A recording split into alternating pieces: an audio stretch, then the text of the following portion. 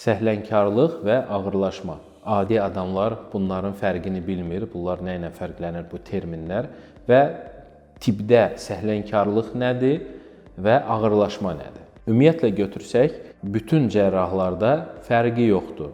Lor cərrah oldu, uroloq oldu, ümumi cərrah oldu, neyrocərrah oldu.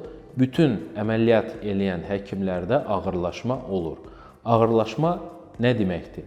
Tutalım, hansısa bir əməliyyatdan sonra arzu olunmayan bir nəticə əldə edir həkim. Əslində, hər bir xəstəlikdə, hər bir cərrahda ağırlaşma olur. Ağırlaşma sözü gələndə hamı fikirləşir ki, bu nəsə cərrahın bir günahıdır, ya cərrahın işinin nəticəsidir.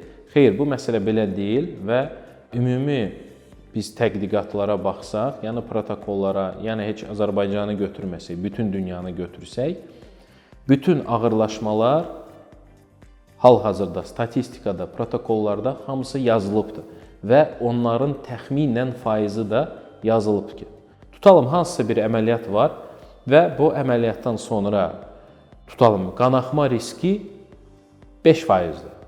Bu nə deməkdir? Bu o deməkdir ki, 100 nəfərin içində o 100 nəfərə eyni əməliyyatı eləsən, 5% xəstələrdə bu əməliyyatdan sonra qanaxma olacaq. Bu cərrahın təcrübəsindən bağlı deyil, bu statistikadır.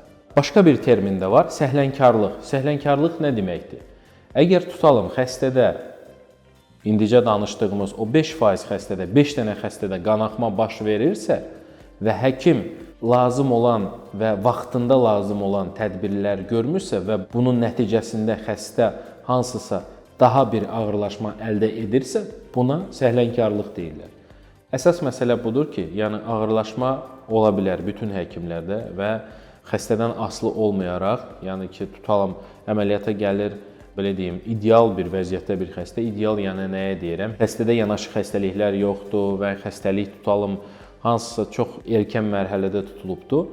Amma yenə də dediyim kimi, tutalım 5% xəstələrdə müəyyən ağırlaşmalar ola bilər və bunlar yazılıbdır. Başqa məsələ ondadır ki, həkim bu ağırlaşmanı biləndə və araşdıranda lazım olan tədbirlər görmür. Məsələni uzadır, ciddi yanaşmır və bunun nəticəsində xəstə vəfat edə bilər və əlbəttə ki, bu səhlənkarlıqdır. Bizim həkim kolleqalarımız ağırlaşmalardan danışırlar və hətta mən özüm fərqi yoxdur hansı əməliyyat oldu, xəstə gəlir və mən ona izah edirəm ki, bu əməliyyatdan sonra belə bir ağırlaşma ola bilər 1, 2, 3. Amma bir məsələ var ki, əgər bu ağırlaşma olsa, biz məsəl üçün birinci növbədə bunu eləyəcəyik, bunu eləyəcəyik, bunu eləyəcəyik. Yəni ki, biz ağırlaşmalardan qorxmuruq və əsas məsələdir ki, biz bilirik bunları necə aradan qaldırmaq lazımdır.